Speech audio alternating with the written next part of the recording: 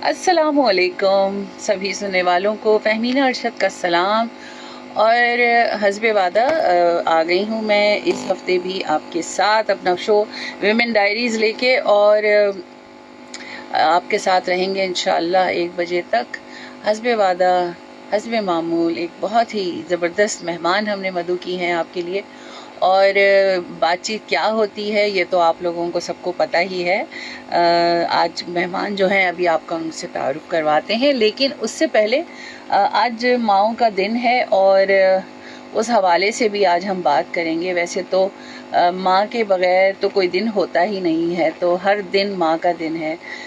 मेरी गुजारिश लोगों से ये है और कि माँ का दिन आप मनाएं या ना मनाएं, लेकिन माँ को ज़रूर मनाएं, उसे रूठने ना दें, उसके दिल को तकलीफ़ ना पहुंचाएं, क्योंकि माँ जो है ना वो बस माँ होती है, ना वो अच्छी होती है ना वो बुरी होती है। और जब आप किसी मुकाम पे पहुंच जाते हैं तो आप ये भूल जाते हैं कि माँ ही ने पैदा किया, उसी ने पर आपको परवान चढ़ाया। तो यकीनन परवान चढ़ाना इतना आसान काम नहीं होता। तो बस गुजारिश ये है कि माँओं का दिन ज़रूर मनाइए और अपनी माँओं को खुश रखिए, उनके दिल को आबाद रखिए। ये मेरा पैगाम था आपके लिए। और आज की जो मेहमान हमारे साथ हैं और वो भी एक माँ हैं और पहले हम उनसे बात करेंगे कि माँओं के दिन के हवाले से, और फिर उनसे बात करेंगे कि वो क्या करती हैं। तो डॉक्टर नजमुन्निसा खान जो हैं आज हमारे साथ हैं। अस्सलाम वालेकुम। वालेकुम अस्सलाम। बहुत शुक्रिया नजमुन्निसा, आप आई और वक्त निकाल के हमारे साथ। और आज तो बड़ा एक ज़बरदस्त दिन भी है जी। तो उस हवाले से भी हम बात करेंगे। और नजमुन्निसा कौन है ये तो हम बाद में बात करेंगे, लेकिन यकीनन नजमुन्निसा एक माँ है। हाँ बिल्कुल। तो एक माँ के हैसियत से, बहैसियत माँ, आप आज के दिन के लिए क्या पैगाम देना चाहेंगे? अच्छा, बिफोर बिकमिंग माँ, मैं एक बेटी भी हूँ ना। बिल्कुल। तो बस मैं यही कहूँगी कि जैसे आपने कहा कि माँ को मनाओ, माँ को मानो, तो जो कुछ है हम आज बिल्कुल अपनी माँ की बदौलत हैं। और हमें कभी भी ये नहीं भूलना चाहिए। वो कहते हैं ना कि आपके अंदर आपकी माँ का एक रिफ्लेक्शन नजर आता है ना, अक्स नजर आता है। तो जो कुछ नजमुन्निसा है वो बिल्कुल अपनी माँ का रिफ्लेक्शन है। और ये क्या मतलब वही ना, ये नाम, ये इज्जत, ये मुकाम तुझसे है। बिल्कुल। तो मैं जो कुछ हूँ मेरी माँ तुझसे है, तुम्हारी वजह से है। तो मैं आज के दिन के लिए सबको कहना चाहूँगी, और अब मेरी अम्मी भी देख रही हैं मेरा प्रोग्राम, तो बहुत शुक्रिया आपने जो कुछ किया मेरे साथ, जितना कुछ आपने जो है वो मेरी तरबियत में, तालीम में और मेरी प्रोफेशनल ग्रोथ में जो हिस्सा आपका था वो तो मैं कभी उतार ही नहीं सकती बदला। So thank you very much. और तमाम बच्चों के लिए, तमाम जितने जो सुनने वाले और देखने वाले हैं, उन सब के लिए पैगाम कि अगर अल्लाह ने माँ के कदमों तले जन्नत रखी है तो बहुत सोच समझ के, और बहुत इसका मतलब है कि उसका बहुत बड़ा मुकाम है। तो हमें इस बात को भूलना नहीं चाहिए कि there is it is a path to reach at your destination. तो आपने उस पाथ को नहीं भूलना है, उस रास्ते को नहीं भूलना जो आपको आपकी डेस्टिनी तक लेके जाए, और वो यकीनन आपकी माँ की खिदमत ही है जिसके थ्रू आप जा सकते हैं। This is my short message. बेशक माँ के बगैर, वो कहते हैं, अभी आपने कहा, जैसे कहा कि माँ के कदमों तले जन्नत है, और कहते हैं कि जिसके पाँव तले जन्नत है उसके सर का मुकाम क्या होगा। बिल्कुल, बेशक बेशक। तो एक तवील जो है वो, मतलब बच्चे पैदा होते ही बड़े नहीं हो जाते, एक लंबा वक्त होता है उनके साथ डिवोशन के साथ रहना, उनके साथ मतलब मुझे लगता है कि माँ की शायद अपनी ज़िंदगी तो कुछ वो भूल ही जाती है कि क्या है क्या नहीं है, और बच्चों के बाद तो फिर बच्चों के साथ ही जो है वो उठना बैठना सोना सोचना। और ये आप जब रियलाइज करते हैं जब आप खुद माँ बनते हैं, जब आप खुद माँ बन जाते तो हैं, आपको अपनी माँ की अजमत का एहसास और ज्यादा हो जाता है। हाँ। मैं जब आज अपने आप को देखती हूँ और अपनी अम्मी की बातें याद करती हूँ, द वे शी ब्रॉट अस, तो मैं देखती हूँ कि हम 8 बहन भाई थे और जॉइंट फैमिली सिस्टम में रहते थे। अगर से सपोर्ट सिस्टम बहुत स्ट्रॉन्ग था, बट ज़ाहिर है बेसिक जिम्मेदारियाँ तो अम्मी की थी ना, कि हमारा पढ़ना, हमारी सारी चीज़ों की ज़रूरियात का ख्याल रखना। उसके बावजूद वो इतनी एक्टिव थी कि सोशल भी थी बहुत ज़्यादा, घर के भी काम करना, इतना ज़्यादा कोई मेड्स का भी रिवाज नहीं था। जी हाँ, और जो एक जॉइंट फैमिली सिस्टम में जिम्मेदारियां होती हैं वो भी थी। हम सब बहुत अच्छा पढ़े, बहुत अच्छी तरबियत हुई हमारी। अब मेरी एक बेटी है और जो मेरी प्रोफेशनल जिम्मेदारियां हैं तो मैं मैनेज नहीं कर पाती, कभी कभार जो है ना वो बैलेंस आउट हो जाता है। तो मैं सोचती हूँ कि यार उनके अंदर वो कौन सी सुपर पावर थी, you know, the way she managed all these things. Though she was home maker, लेकिन उसके बावजूद शी वाज वेरी सोशल। यानी यू नो ख़ानदान के जितने हम लोग basically we are from Sukkur, तो आपको पता है कि जो कराची में आपके मेहमान आते हैं तो आप हर चीज़ की जिम्मेदारी आपकी होती है। बिल्कुल। कि आप उनको हॉस्पिटल लेके जाना है, आपने उनको बाजार लेके जाना है, आपने उनकी जो है ना वो एंटरटेनमेंट, ऑल दीज थिंग्स। सो पूरा साल हमारे घर में ना ये सिलसिला रहता था और हम लोग सब बहुत खुश थे, मेहमानों से घबराते भी नहीं थे, जस्ट बिकॉज ऑफ अम्मी और जस्ट बिकॉज ऑफ अब्बा के वो इतना अच्छा वेलकम करते थे कि हमें इतना पता ही नहीं चलता था और मैनेज कर लेते थे। अब तो आप किसी के घर जाते हैं तो इजाज़त लेके जाते हैं और कोई आता है तो इजाज़त लेके आता है कि भाई आप हैं अवेलेबल या नहीं है, और वो 24/7 अवेलेबल होते थे। तो यू नो, तो वो बहुत, फिर हमें पता चलता है कि यार उनका मुकाम कितना बड़ा था और कितना जो है ना उनकी स्ट्रगल थी हमारी पूरी तालीम में, तरबियत में। और वो जो एक अक्स, अगर हम इस वक्त किसी मुकाम पे हैं तो जस्ट बिकॉज ऑफ पेरेंट्स। तो ये चीज़ मैंने तो अब रियलाइज़ करी, ज़्यादा उस वक्त शायद नहीं रियलाइज करी। जब हम खुद बच्चे होते हैं हाँ, तो हम नहीं उसको रियलाइज फॉर ग्रांटेड लेते हैं ना, हाँ, कि ये तो हमारा हक है। अगर ये कोई जब आप खुद पेरेंट्स बनते हैं, आप माँ बनते हैं, बाप बनते हैं, तो आपको पता चलता है कि ये हमारी माँ ने ये सफर कैसे तय किया। मेरा पहला बेटा जब हुआ और उस वक्त ही मैं सोचती थी कि ये तो एक है, अम्मी ने इतने बच्चे पाले पोसे बड़े किए, कैसे किए होंगे, मैं कहती हूँ उनकी तो सारी जिंदगी इसी में कट गई है। तो वाकई एहसास उसी वक्त होता है जब आप खुद इस दर्जे पे फाइज होते हैं। और मुझे लगता है कि मतलब ऐसा नहीं है, सारी ही माएँ में जितना भी देखती हूँ सब माओं का यही हाल है। वो शायद उस जगह का, उस मुकाम का ये तकाजा भी है और शायद पता नहीं उसमें जाके वो कुछ ऑटोमेटिक कुछ ऐसी चीजें होती हैं कि वो ढल जाती हैं, उनमें अंदर सरायत कर जाती हैं। और अभी ये जो हमारा एक यू नो एक जैसे कहना चाहिए, वो एक हमारी मिसकंसेप्शन थी ना कि शायद वेस्ट में ऐसा नहीं होता, या वेस्ट की जो औरत है वो बहैसियत माँ, अच्छी माँ नहीं है। लेकिन अभी जो मेरा रिसेंट एक्सपीरियंस था यूएसए का, मैंने देखा कि they are you know very hard working and more than us. हमारे पास मेड्स हैं, हमारे पास सपोर्ट सिस्टम है, एक फैमिली, हमारी सपोर्ट सिस्टम बहुत स्ट्रॉन्ग है। बिल्कुल। They are living in nuclear family, sometime single parent है, और आप देखें कि you know they are on their toe all the time. बिल्कुल। तो मैं तो बहुत सैल्यूट करती हूँ and I was very inspired कि सैटरडे संडे बच्चों के लिए कैंप्स में भी बच्चों को ले जाना, उनको डिफरेंट पार्क्स में ले जाना, उनकी सुबह के बाद उनको स्कूल पिक एंड ड्रॉप देना, फिर उनका अगर डे केयर है या कोई कैंप है तो वहाँ भी along with their professional responsibilities.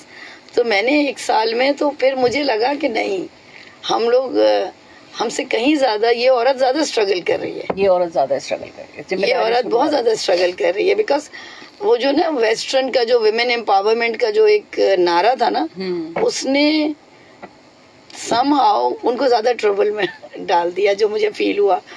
और फैमिली सिस्टम इतना स्ट्रांग नहीं है। वो तो उनका जाहिर सी बात है, उनका रिवायत ही यही है, उनके माशरे में उनकी सोसाइटी इसी पे बेस करती है कि वो इंडिपेंडेंट और यू नो इंडिविजुअलिज्म। लेकिन बहरहाल वो बेशक अपने बच्चों को थोड़े अरसे बाद अलग करते हैं because of their you know, आपने जैसे कहा कल्चर है। तो लेकिन उसके बावजूद जितना टाइम वो अपने बच्चों के साथ रहते हैं वो बड़ा स्ट्रॉन्ग बॉन्ड है, बहुत स्ट्रॉन्ग बॉन्ड है। और बेशक माँ जो है वो कहीं भी हो, इस कायनात में किसी भी जगह पे हो, किसी मकाम पे हो, उसका जो एक बुनियादी, उसका जो अंदर का एक सिस्टम है जो अल्लाह ताला ने उसके अंदर डाल दिया है, और माँ बनते ही वो एक सुपर वुमन बन जाती है। तो बेशक कहीं भी हो, माँ माँ होती है, और चाहे वो सिंगल हो, चाहे वर्किंग हो, और जैसी भी हो, माँ अपनी जिम्मेदारियां जो है ना वो पूरी करना जानती भी है और पूरी करती भी है। और प्यार मोहब्बत और इन सब चीज़ों की बातें तो फिर बहुत बाद में हो जाती हैं कि वो तो एक ऐसी चीज़ है जो माँ के नाम के साथ जुड़ी हुई है, आप उसको उससे अलहदा नहीं कर सकते। वो तो पार्ट है, तो उसका पार्ट है। हाँ बिल्कुल, लव केयर, यानी वो माँ का कॉम्पोनेंट्स ही है ना, उसकी कॉम्पोजिशन ही इससे बनी है। हाँ, कि उसके अंदर ये एलिमेंट होंगे ही होंगे, ये लाजमी अनासिर है माँ का। तो ऐसा ही है जनाब। और आप लोग अगर हमें कॉल करना चाहते हैं तो 0315000824 पर कॉल कीजिए। और इसके अलावा फेसबुक पे जहां हमारी लाइव वीडियो चल रही है वहां भी आप कमेंट सेक्शन में अपनी मौजूदगी जो है वो दिखा सकते हैं। गो के इतवार का दिन है, आधे लोग अभी सो रहे होंगे, ख़वातीन जो है वो अपने अपने किंग्स के लिए पराठे पका रही होंगी। और लेकिन फिर भी जो लोग भी सुने प्रोग्राम, और फेसबुक पे तो खैर चलता ही रहता है, आप लोग बाद में भी सुन सकते हैं। कॉलर हमारे साथ हैं, देखते हैं कौन हमारे साथ हैं। अस्सलाम वालेकुम। अस्सलाम वालेकुम। वालेकुम अस्सलाम, कैसी हैं?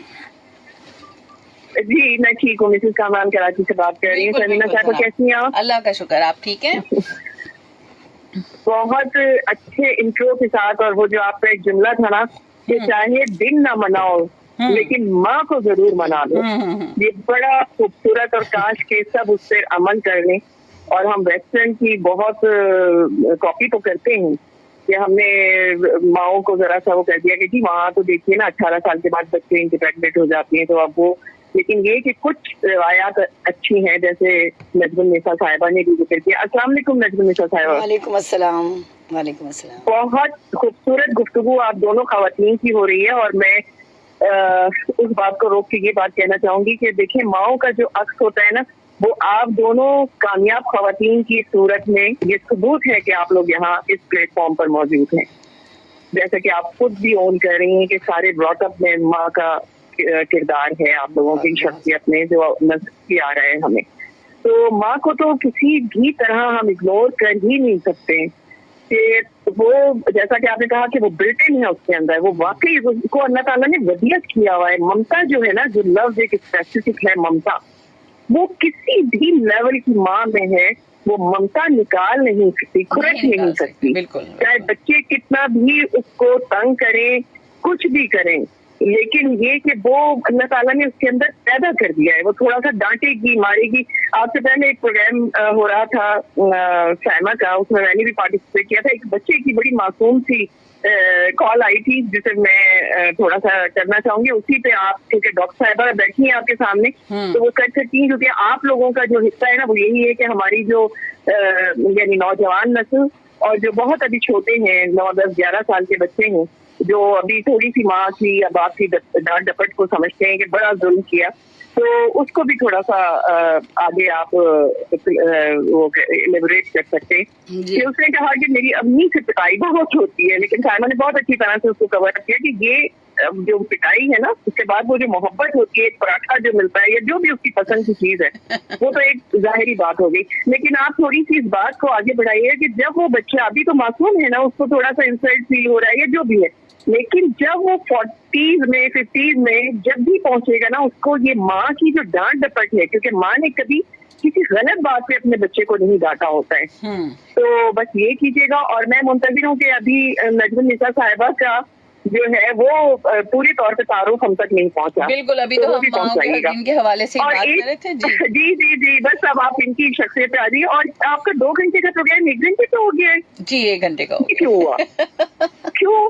क्यों? वो तो हमसे 2 घंटे इतनी जल्दी गुजर जाते थे, आपने और हम पे जुल्म बालाए सितम कर दिया, सितम बालाए सितम हो गया। जी, बस वो क्यों रमजान ऐसा के हुआ? हवाले से टाइमिंग शॉर्ट हुई थी तो फिर वो ठीक ही नहीं, अब लगा कि तो रमजान हो गए भाई, तो 2 घंटे पे आ जाइए, क्योंकि मेरे साथ पिछले हफ्ते यही हुआ हाँ। कि मैंने कहा नहीं मैं सेकंड हाफ में करूंगी, अभी फर्स्ट हाफ में मैं किचन में थी, मालूम हुआ आपने अनाउंस कर दिया कि जी खुदा हाफिज। मैंने कहा लो जी ये क्या हुआ? चलिए तो जी, प्लीज आप गौर दोबारा करें। से 2 घंटे पे आ जाइए। बिल्कुल ठीक जरूर। है, हाँ, बहुत सोचेंगे इस शुक्रिया, बारे और में। मुझे ठीक बहुत है, अच्छा लग रहा है आप शुक्रिया, लोगों की शुक्रिया। गुफ्तगू, तो मैं सुन रही हूँ आपकी अल्लाह गुफ्तगू। अल्लाह हाफिज, हाफिज। अल्लाह हाफिज।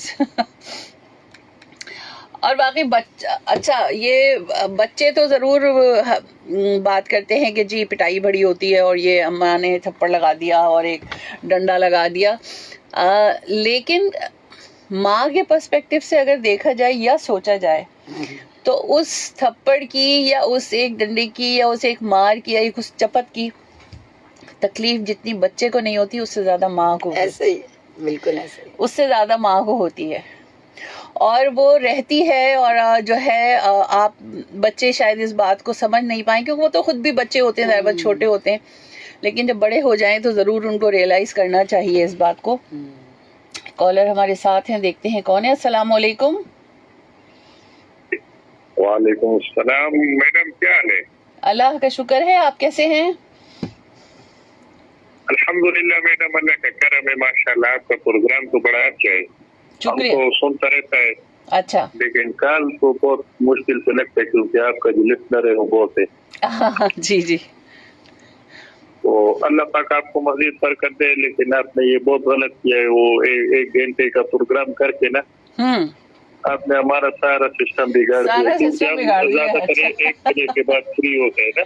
अच्छा अच्छा, चलें सोचेंगे इस बारे में, इंशाल्लाह कुछ प्रोग्राम का वापस से 2 घंटे के ऊपर लेकर आते हैं, क्योंकि वैसे भी हफ्ते में 2 दफा होता है तो 2 घंटे का तो कम से कम होना चाहिए।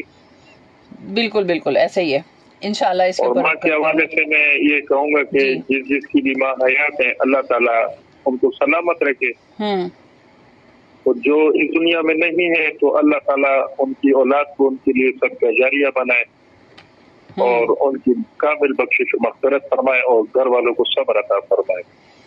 जी बिल्कुल, आमीन सुम्मा आमीन। और अल्लाह ताला आप लोगों को भी सलामत रखे, हमारी पाक अफ़वाज को भी सलामत रखे, सिंध पुलिस को, सबको अल्लाह ताला सेहत वाली जिंदगी दे। जितने भी सिपाही है, हमारे जितने भी नौजवान इस वक्त सुन रहे हैं, तो उनसे यही गुजारिश है कि जज्बा जिहाद अपने अंदर पैदा करें और इसी तरह तो मुल्क और कौम का साथ दें।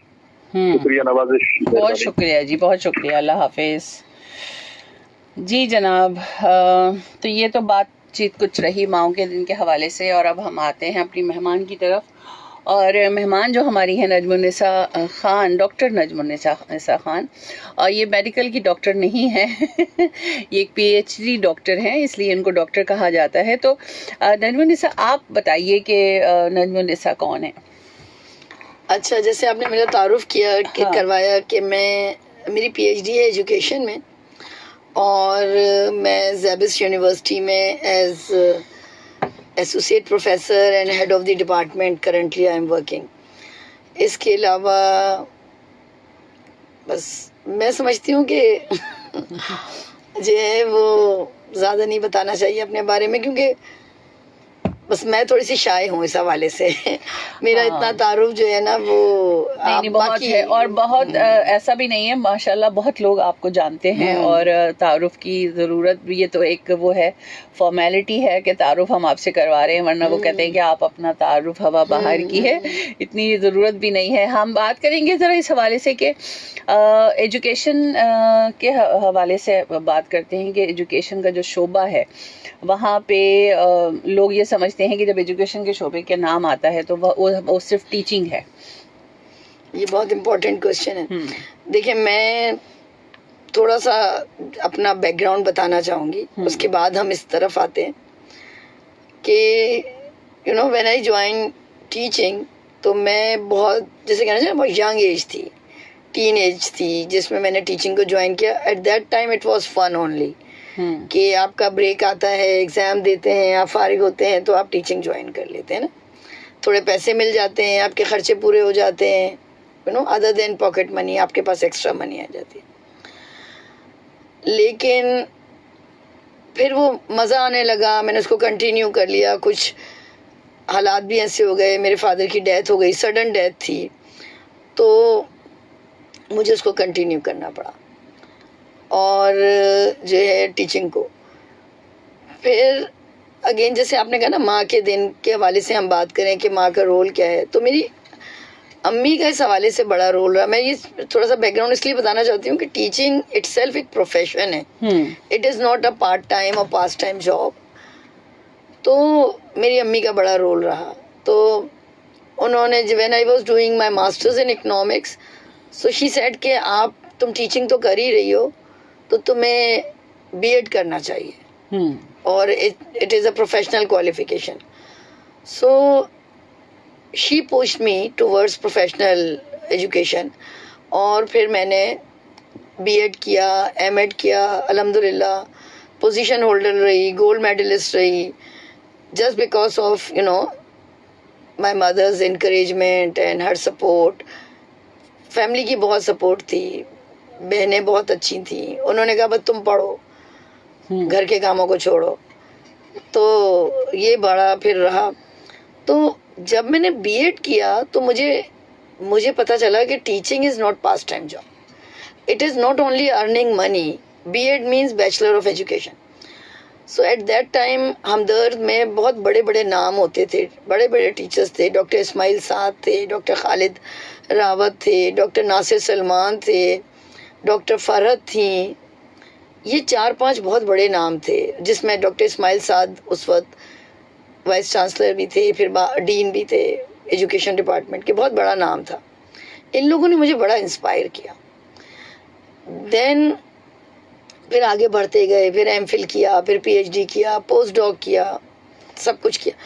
तो टीचिंग के हवाले से सिर्फ एक चीज़, जब हम एजुकेशन के नाम लेते हैं ना, तो सिर्फ एक चीज़ जहन में आती है कि वो teaching, board, black board, Chowk, you know, किताबें, कॉपियाँ, बच्चों की शोर, manage all these things. But teaching is more than this. इतना रिवॉर्डिंग है फेमिना, आप यकीन करें कि कोई भी डिपार्टमेंट ऐसा नहीं है जब लोग आपसे बगैर मतलब के मिलते हैं या आपसे बगैर मतलब के आपको सलाम करते हैं। But teaching is the only profession कि 10 साल बाद, 15 साल बाद आपका कोई स्टूडेंट मिलता है और आपको बगैर मतलब के सलाम करता है। So it is a very rewarding profession, it is something which is satisfactory है एक बहुत। सेट। हाँ, आपको एक वो जो कहते हैं ना सुकून आपको एक मिलता है हाँ। जब आप कुछ अच्छा काम करते हैं। आप किंग मेकर हैं, आप लोगों को बनाते हैं। तो सबने एरिस्टोटल का नाम सुना होगा। तो एरिस्टोटल जो था वो सिकंदर आजम का उस्ताद था। तो सिकंदर आजम जब वो एरिस्टोटल एंटर होता था उसके अंदर दरबार में, तो सिकंदर आजम उठ के खड़े हो जाते। तो किसी ने कहा कि भाई ये क्या, हम सब आपके लिए खड़े होते हैं और आप इनके लिए खड़े होते हैं। उन्होंने बोला कि इनका रुतबा मेरे वालिदैन से कहीं ज़्यादा है, वो मुझे आसमान से नीचे लाए और ये मुझे नीचे से ऊपर ले गए, ये मुझे बुलंदियों तक ले गए। तो मैं आज जो कुछ हूँ अपने उस्ताद की वजह से। तो टीचिंग इतना, ये एजुकेशन जो है, जो इसकी फील्ड है, ये इतनी डाइवर्सिफाइड है और इसके अंदर इतनी कैरियर अपॉर्चुनिटीज़ हैं। मैं अपने स्टूडेंट्स को हमेशा बताती हूँ कि teaching is school is not the only profession which you can adopt after doing your professional degree.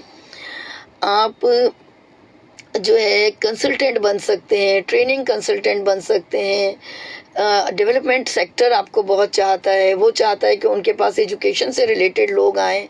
आप अच्छे रिसर्चर बन सकते हैं। आप जो है वो किसी इदारे में जो ट्रेनिंग एंड डेवलपमेंट का पूरा एक जो डिपार्टमेंट होता है, उसको education department, education degree holder बहुत अच्छी तरह होल्ड कर सकते हैं। हमारे अलमनाई जो हैं वो बहुत अच्छी जगहों पे, बहुत अच्छी ऑर्गेनाइजेशन में डिफरेंट रोल परफॉर्म कर रहे हैं, जिसमें से जो है कोई वर्ल्ड बैंक में है, कोई यूएसएड में है, कोई Sindh education and literacy department में है, स्टेडा में है। इसके अलावा जो है अभी हमारी रिसेंट एक ग्रेजुएट जो हमारी अलमना है, she is working with AKU, वो उनके ट्रेनिंग डिपार्टमेंट को लीड कर रही है. तो you know there are so many other opportunities. आप मॉड्यूल राइटर बन सकते हैं. ट्रेनिंग, अब मॉड्यूल राइटिंग के लिए लोग नहीं मिलते कि ट्रेनिंग मॉड्यूल को कैसे डेवलप किया जाए.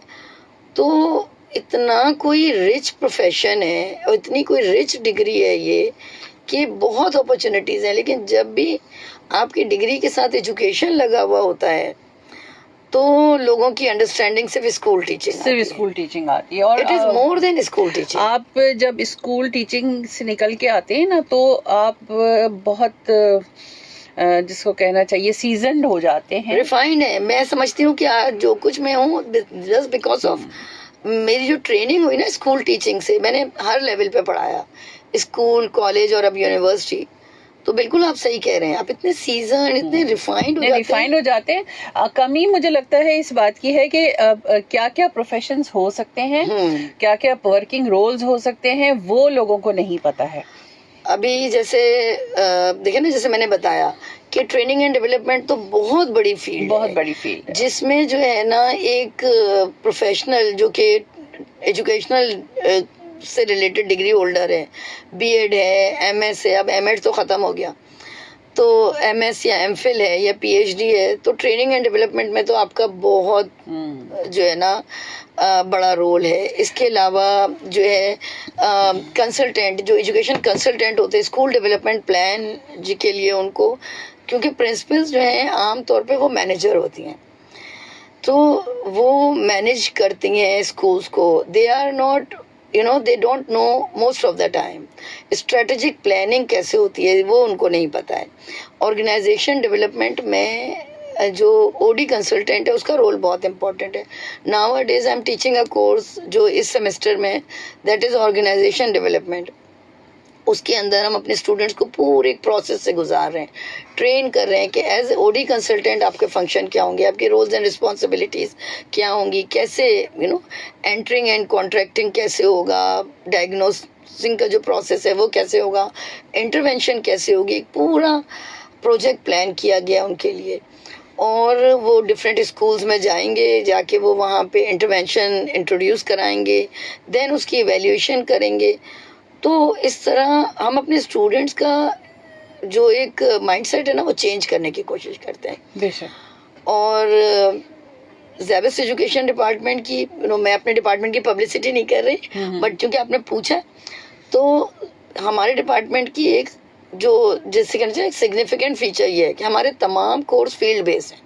अच्छा. हम अपने तमाम कोर्सेज में ऐसे प्रोजेक्ट्स स्टूडेंट्स को देते हैं जिसमें वो फील्ड में जाएं, फील्ड में काम करें, डेटा लेकर आएं, एंड जो भी वॉट एवर जो उनकी प्रैक्टिसेस हैं, जो उनके एक्सपीरियंसेस हैं, then they share in class, submit the report.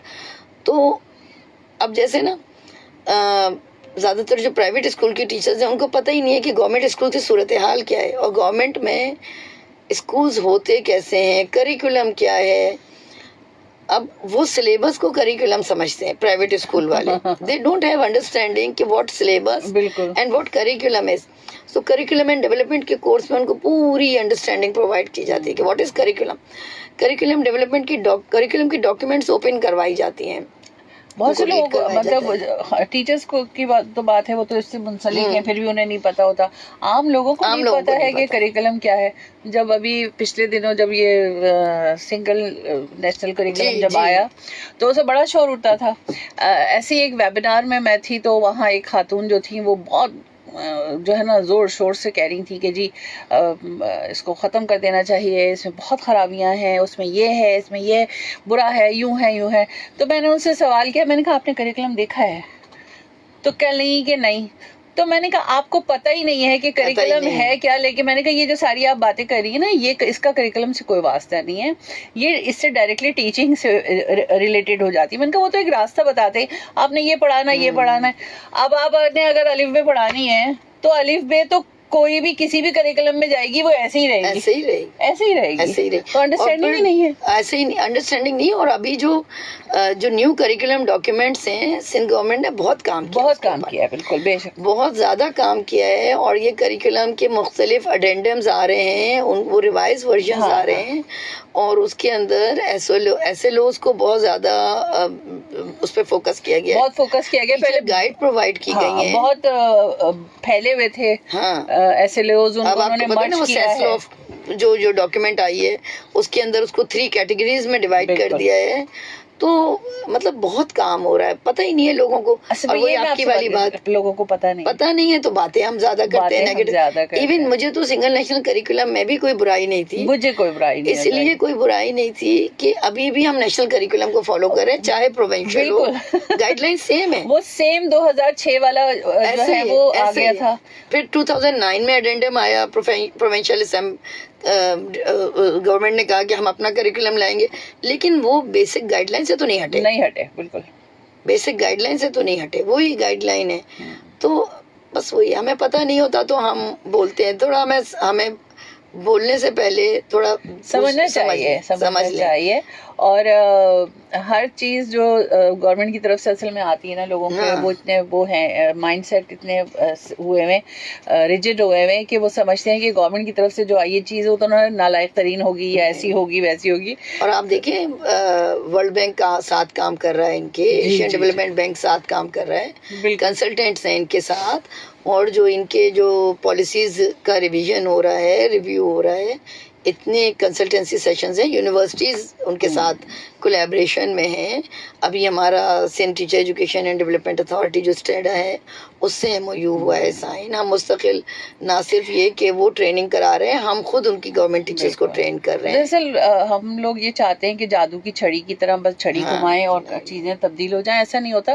काम हो रहा है लेकिन तब्दीली आने में थोड़ा वक्त तो लगेगा, आहिस्ता आहिस्ता चीजें तब्दील हो रही हैं। देख कॉल एक हमारे साथ है, एंड हो गई इतनी देर से जो है वो ब्लिंक हो रहा था। अच्छा, कुछ फेसबुक पे भी हमारे साथ दोस्त हैं, कौन देखते हैं कौन है। शकील गौरी साहब हैं, जनाब शकीला गौरी, वो कह रही थी happy Mother's Day, thank you so much. Salim Shaikh साहब हमारे साथ हैं। अच्छा जी, और इसके अलावा मुनीर अमान है, लाल हुसैन, अनीला ताहिर, फरमानुल्लाह खान, खालिद बलोच, इमरान मोहम्मद, ताज मोहम्मद, कायम शाह, नूर हुसैन, जुल्फ़कार अली, यासीन, राजर सादिक, कुमैल, सागर, हसन अब्बास, शबी बुखारी, जाकिर हुसैन और हसीब आवान, और भी हैं भाई, ये तो बहुत सारे हैं। कौन कौन लोग हैं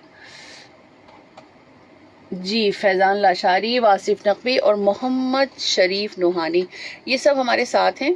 और जो हमें देख रहे हैं इस वक्त रहनुमा न्यूज़ पे और सिंध पुलिस FM के पेज पे जो है वो भी हमारी वीडियो इस वक्त चल रही है। और यहाँ पे नज़ीर खोसू साहब हैं, वो हमारे साथ हैं सोबतपुर बलूचिस्तान से, और नसीम अहमद ख़ान साहब हैं, और वो कह रहे हैं कि जनाब ग्रेट, बहुत बहुत शुक्रिया आपका। इसके अलावा बुशरा खान भी हमें देख रही हैं और हमारे साथ हैं। नाइला मुनीर हैं, मोइन शेख हैं और नसीम अहमद ख़ान साहब हैं। ये लोग फेसबुक पे हमारे साथ हैं, कॉल्स भी आ रही हैं और हमारा आपका साथ रहेगा 1 बजे तक। डॉक्टर नजमुन्निसा खान हमारी मेहमान हैं, जिनका ताल्लुक़ एजुकेशन से है, और क्या हो रहा है एजुकेशन में हम उसके बारे में बात कर रहे हैं। वो जो अभी हम बात कर रहे थे क्लासरूम एक्सपीरियंस की, वो इतना रिच होता है। मैंने स्कूल छोड़ने के बाद जो है एक इदारा ज्वाइन किया था, जहाँ पे हम कुछ बच्चों के लिए, आउट ऑफ स्कूल बच्चों के लिए कंटेंट वगैरह बनता था। तो जब भी कोई चीज़ बन जाती थी ना, ये प्लान बन जाता था ये वो, तो वो आखिर में वो मेरे पास आता था कि ये चलेगा या नहीं चलेगा। क्योंकि आप कहीं भी बैठ के कितने प्लान बना लें, पता उसको होता है जिसका क्लासरूम एक्सपीरियंस होता है कि बच्चे क्या रिस्पॉन्ड करेंगे, ये चलेगा नहीं चलेगा, बैकफायर हो जाएगा क्या। तो वो मैं अगर कह देती थी कि ये नहीं चलेगा तो वो बेचारे उसको दोबारा से जो है वो रीवैम्प करने लगते थे। हम समटाइम प्लानिंग की बात बहुत ज्यादा एंथुसियास्टिक हो जाते हैं, और मतलब प्लानिंग शुड बी रियलिस्टिक। हम हमेशा अपने स्टूडेंट्स को जब बताते हैं कि स्मार्ट ऑब्जेक्टिव्स हों, तो हम ये कहते हैं कि जो है स्पेसिफिक हो, मेजरेबल हो, अचीवेबल हो, रियलिस्टिक हो, टाइम बाउंड हो। तो वो आप कह रही हैं कि वो जो आपके पास लाते थे तो बिकॉज यू हैव एक्सपीरियंस, सो आप इसको कैसे जज कर सकती हैं कि वेदर इट इज अचीवेबल और नॉट। 30 मिनट्स में तुम ये कर सकोगे, नहीं कर सकोगे या नहीं कर सकोगे, और बच्चे समझ पाएंगे क्या नहीं समझ पाएंगे। इस लेवल के बच्चों के लिए ये एक्सरसाइज है कि नहीं, एज अप्रोप्रिएट है या नहीं है, एज अप्रोप्रिएट है या नहीं, बिल्कुल दिस इज समथिंग इम्पोर्टेंट। तो एजुकेशन मतलब बहुत ही बड़ा दायरा है उसका, जिसमें जैसे अभी हम प्लानिंग की बात कर रहे हैं तो वो भी उसी का एक हिस्सा है। जो टीचर को जिसको पढ़ाना है यकीनन उसको ये भी पता होना चाहिए कि उसे क्या चीज़ किस तरह पढ़ानी है। ऐसे ही और इसके लिए ही हम कहते हैं कि इसके लिए हम बार बार कहते हैं कि you must have professional qualification. यानी एक्सीडेंटल टीचिंग अलग बात है ना, जैसे मैं चली गई, शुरू में मैंने अपना बताया कि मैं चली गई, ट्रायल एंड एरर किए, पढ़ा लिया, बहुत अच्छा पढ़ा लिया, लेकिन जो मेरे अंदर जैसे कहना चाहिए ना एक प्रोफेशनलिज्म आया, वो प्रोफेशनल क्वालिफिकेशन से आया, उस डिग्री से आया जिसने मुझे थ्योरी पढ़ाई, जिसने मुझे बताया कि ये जो सर्टन एक्शंस हैं जो हम ड्यूरिंग टीचिंग लेते हैं, इनके पीछे रीजंस क्या हैं। Why do we emphasis on student-centered teaching? Why do we emphasis on project-based learning, inquiry-based learning? पीछे theories क्या हैं, philosophy क्या है, इसके रिजल्ट्स क्या आएंगे। और जब हम ज़्यादा इन्फॉर्म्ड होते हैं तो ज़्यादा प्लान्ड होते हैं, ज़्यादा सक्सेसफुल होते हैं। अनफॉर्चुनेटली हमारे पास जो ख़ासतौर पे मैं कराची की बात करूँगी, कराची में प्राइवेट स्कूल बहुत स्ट्रांग है और प्राइवेट स्कूल सिस्टम में एंट्री आसान है। एंट्री आसान है, क्वालिफिकेशन की बहुत ज़्यादा कोई कंडीशन नहीं है, प्रोफेशनल क्वालिफिकेशन रिक्वायर्ड नहीं है। जो सो कॉल्ड बड़े एलीट स्कूल्स हैं, बिग नेम्स हैं, they only need English speaking skills. उनको आपका बहुत अच्छा फिजिकल अपीयरेंस आपकी बहुत अच्छी चाहिए, कोई अच्छे ब्रांडेड सूट पहने हुए, आप बहुत अच्छी इंग्लिश बोल रहे हैं। I am really very sorry because I deal with them. मेरे पास स्टूडेंट्स ही सारे वो आते हैं जो एक तो हमारे अपनी यूनिवर्सिटी की लोकेशन और हमारा यूनिवर्सिटी का जो एक ब्रांड नेम है, तो हमारे पास ज़्यादातर स्टूडेंट्स ही इन बड़े स्कूल से आते हैं ना। और फिर जब वो यहाँ पर आते हैं with 10 years 12 years 15 years experience के साथ, और फिर कहते हैं कि मिस हम कर रहे थे ये सारी चीज़ें, हमें पता नहीं थी, अब हम ज़्यादा बेहतर अंदाज में कर रहे हैं और अब हमारे अंदर एक प्रोफेशनलिज्म आ रहा है। तो जो है वो तो प्रोफेशनल क्वालिफिकेशन की क्योंकि नीड नहीं है तो एंट्री आसान है तो लिहाजा लोग सोचते ही नहीं है कि उनके पास प्रोफेशनल डिग्री चाहिए। जबकि वेस्ट में आप सर्वाइव ही नहीं कर सकते प्रोफेशनल डिग्री के, आप जॉब ही नहीं कर सकते unless you would have kind of professional degree and teaching license. So ये अवेयरनेस आहिस्ता आहिस्ता आ रही है। सिंध गवर्नमेंट ने, Sindh education and literacy department ने और स्टेडा की एफर्ट से सिंध में टीचिंग लाइसेंस आपको पता है इंट्रोड्यूस हो गया है। पहला बैच जिसको टीचिंग लाइसेंस मिल गया है, दूसरी एग्जाम प्लान हो रहा है टीचिंग लाइसेंस का। तो ये एक बहुत बड़ी डेवलपमेंट है जिससे टीचिंग को एज अ प्रोफेशन एक स्टेटस जो कि उसका मिसिंग था। देखें, इंजीनियर विदाउट लाइसेंस इंजीनियरिंग नहीं कर सकता, डॉक्टर नहीं कर सकता, ठीक है, लॉयर नहीं कर सकता विदाउट लाइसेंस, हम कर सकते हैं। सेंसिटिव शोबा है जो कि सबसे सेंसिटिव शोबा है, जिसको जैसे हम कहते हैं कौम की तामीर, कैरेक्टर बिल्डर हैं हम, नेशन बिल्डर हैं, and we are teaching without licence, we are teaching without any professional qualification. तो there are it is a combination of different skills। आपको प्रोफेशनल क्वालिफिकेशन भी चाहिए, थियोरेटिकल बैकग्राउंड भी चाहिए, फिलोसफिकल अंडरस्टैंडिंग भी चाहिए, आपको टीचिंग स्किल्स भी चाहिए, आपको एक एम्पैथेटिक एटीट्यूड भी चाहिए। तो ये सारी चीज़ों को मिलके एक अच्छी टीचिंग बनती है। तो हमारे यहाँ एक्सीडेंटल टीचर्स की तादाद ज्यादा है, बहुत ज्यादा। और अगर देखें समझ के आते हैं उनकी तादाद बहुत कम है, लेकिन एक अच्छा टीचर वो है जो पेपर टिक गया। अच्छा, फीमेल्स में ये बहुत ज्यादा कॉमन अंडरस्टैंडिंग और एक मिथ है जिसको अब आहिस्ता आहिस्ता ये जाहिल भी हो रही है कि ये चूंकि ये जॉब 8 to 1 है, 8 to 2 है, तो बाकी टाइम हम अपने घर को दे सकते हैं। तो इसलिए लोगों के जहनों में ये बात है कि फीमेल टीचर्स जो है वो प्रोफेशनल नहीं है। ऐसा नहीं है। They are working very hard. Private schools में तो आपको पता है ना कि कितनी मेहनत है बिल्कुल, और टाइमिंग्स भी कितना बहुत ज्यादा ज्यादा होते हैं। कमिटमेंट उनको चाहिए, उनके टाइमिंग्स बहुत ज्यादा हैं and they are working very hard और बहुत अच्छा काम कर रही हैं। तो अब वो वाली बात नहीं है कि जो है ना ये सिर्फ टाइम पास है या ये सिर्फ इसलिए कि थोड़े पैसे मिल जाएं और वक्त पे घर आ जाएं, ये ऐसा नहीं है। They have professionalism.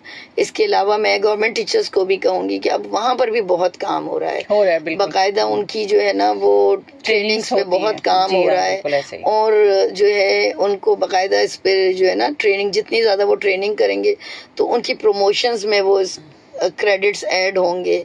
तो ये सारी चीज़ें जो है ना आहिस्ता आहिस्ता टीचिंग को एक उसका एक जो एक ना लॉस्ट जो उसका एक स्टेटस था, जो मुकाम हम छोड़ चुके थे, भूल चुके थे, वो अब आहिस्ता आहिस्ता वापस आ रहा है। तो मैं आपके प्लेटफॉर्म से सबको ये कहूंगी कि you must take admission in professional degree courses और एक अच्छी, अगर आप प्रोफेशनल डिग्री ले रही हैं तो it must be face to face, it must not be online. क्योंकि ऑनलाइन में आप कंटेंट पढ़ लेते हैं, आपके पास प्रैक्टिकल स्किल्स नहीं आती हैं और ये प्रैक्टिकल कोर्स है। बिल्कुल प्रैक्टिकल कोर्स है। कॉल ले लेते हैं, देखते हैं कौन हमारे साथ है।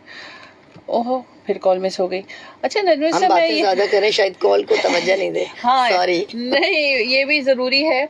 और अच्छा जी, समीना अबरार हमारे साथ है और वो कह रही हैं माशाअल्लाह, बहुत शुक्रिया समीना अबरार। मेरा सवाल ये है कि जो नीड है कि इस शोबे में प्रोफेशनल डिग्री के लिए पढ़ाई होनी चाहिए, क्या इतने वसाइल हैं या मतलब इतनी अपॉर्चुनिटीज़ हैं, इतने इंस्टीट्यूशंस हैं जो कि कैटर कर सकें, करते हैं या करते हैं?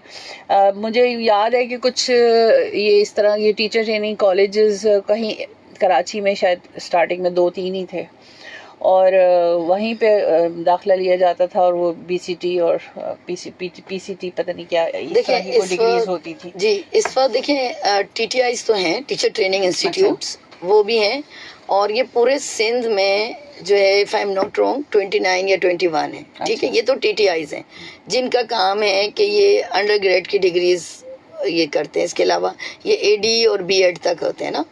इसके अलावा यूनिवर्सिटीज़ हैं। अगर मैं खाली कराची की बात करूं तो कराची में इस वक्त SMIU है, प्राइवेट पब्लिक सेक्टर में मैं बात करूं, कराची यूनिवर्सिटी है। इसके अलावा जो है फेडरल उर्दू यूनिवर्सिटी है, फिर बेनज़ीर भुट्टो शहीद यूनिवर्सिटी लियारी है। तो 4 तो हमारे पास पब्लिक सेक्टर यूनिवर्सिटीज़ हैं। इसके अलावा फिर हमारे पास प्राइवेट यूनिवर्सिटीज़ बहुत ज़्यादा हैं। प्राइवेट यूनिवर्सिटीज़ में अगर मैं बात करूं तो ज़ेबिस्ट है, IOBM है और जो है ये इकरा यूनिवर्सिटी है, हमदर्द यूनिवर्सिटी है जिसको अब हम हब में पहले दूर समझते थे, अब तो बिल्कुल ये रास्ते इतने आसान हो गए कि अंदर आ गए। इसके अलावा जिन्ना यूनिवर्सिटी फॉर वेमेन है और भी कुछ इंस्टीट्यूट्स हैं जो एफिलिएटेड हैं कराची यूनिवर्सिटी के साथ। दूरबीन जो कि एक डेवलपमेंट ऑर्गेनाइजेशन है, वो हुसैनाबाद एलिमेंट्री कॉलेज के साथ मिलके जो है वो उन्होंने अडॉप्ट किया हुआ है। वो उस पे काम कर रहे हैं। तो अगर वो इदारे तो हैं, स्टूडेंट नहीं है, बच्चे बच्चियां जो हैं, अगर उनको थोड़ा सा अगर ख्याल आ गया है कि हम इस शोबे में बाकायदा हमने पढ़ना है तो उनका पाथ क्या होना चाहिए? देखें इस वक्त जो है 4 डिफरेंट पाथ्स अवेलेबल हैं जो कि नेक्टी ने, जो कि national accreditation council for teacher education है। अच्छा, अच्छी बात यह है कि हमारे पास भी अब नेक्टी है, जो कि किसी भी प्रोग्राम को एक्रेडाइट करती है, उसकी क्वालिटी का सर्टिफिकेट देती है कि ये प्रोग्राम क्वालिटी प्रोग्राम है या नहीं है। जैसे बाकी प्रोफेशनल एसोसिएशंस होती हैं, इसी तरह हमारे पास नेक्टी है और सिंध में इसको स्टेडा देख रहा है।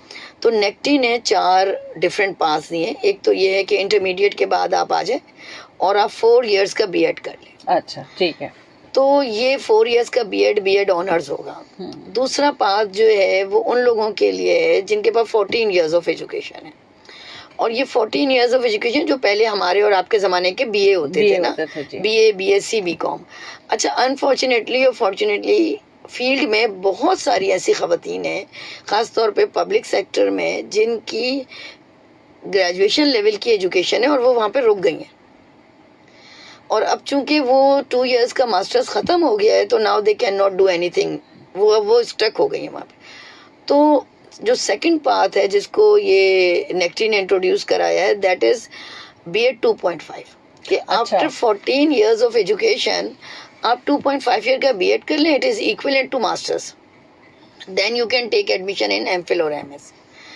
तो ये भी एक, और इसके नतीजे में आपको एक प्रोफेशनल डिग्री मिल जाती है। आप इंटरनेशनली और नेशनल लेवल पे आप लाइसेंस के लिए अप्लाई कर सकते हैं और आप एक प्रोफेशनल टीचर बन जाते हैं। थर्ड पाथ जो है, जो कि हमारे पास है, वो है B.Ed 1.5।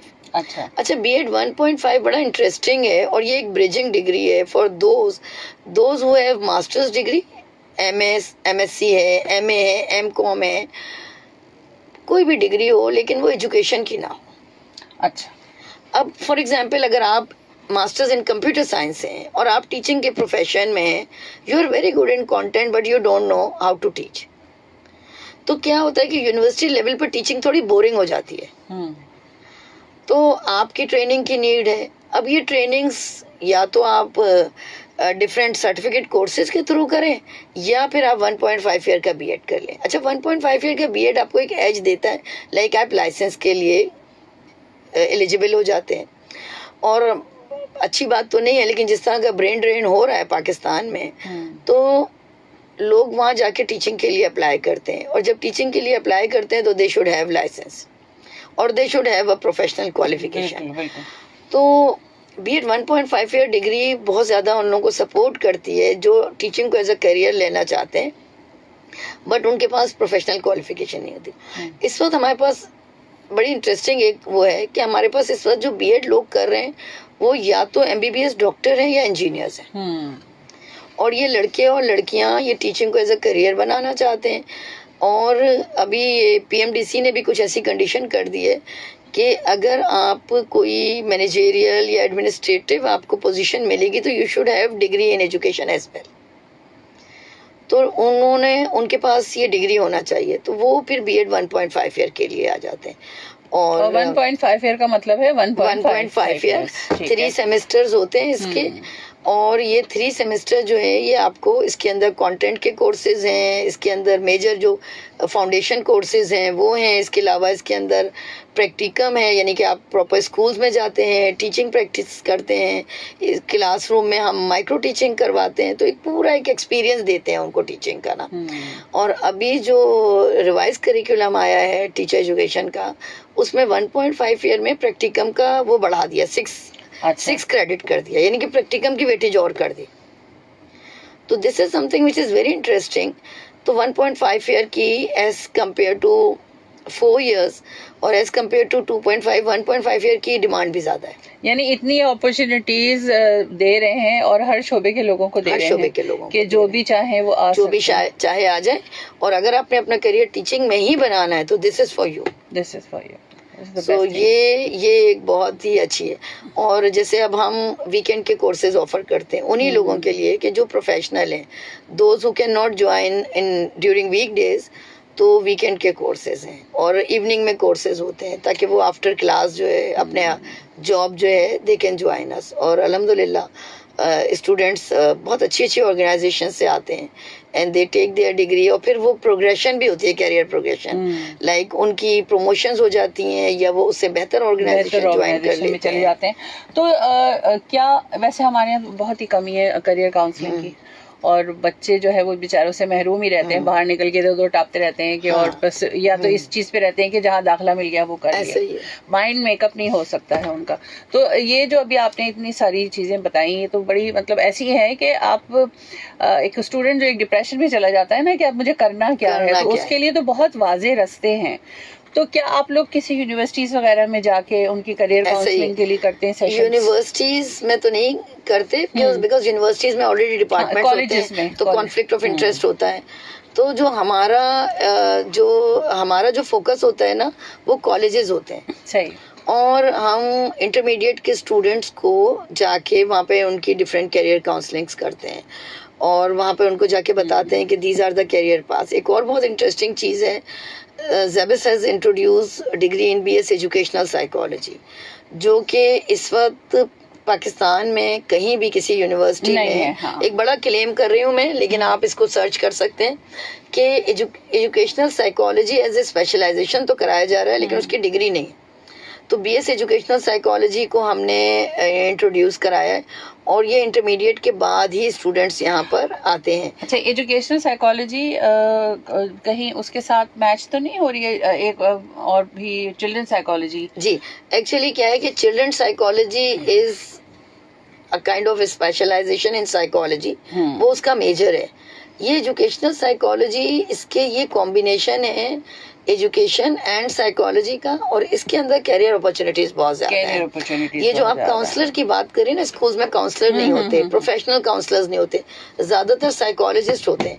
तो मैं अपने स्टूडेंट्स को यही बताती हूँ कि now you would have a proper position in schools. बिल्कुल। और जितने अच्छे स्कूल्स हैं वो काउंसलर्स अपॉइंट कर रहे हैं, तो और पूरी दुनिया में मांग है एजुकेशनल काउंसलर्स की। और ये एजुकेशनल साइकोलॉजी की जो डिग्री है ये बहुत डिमांडिंग है।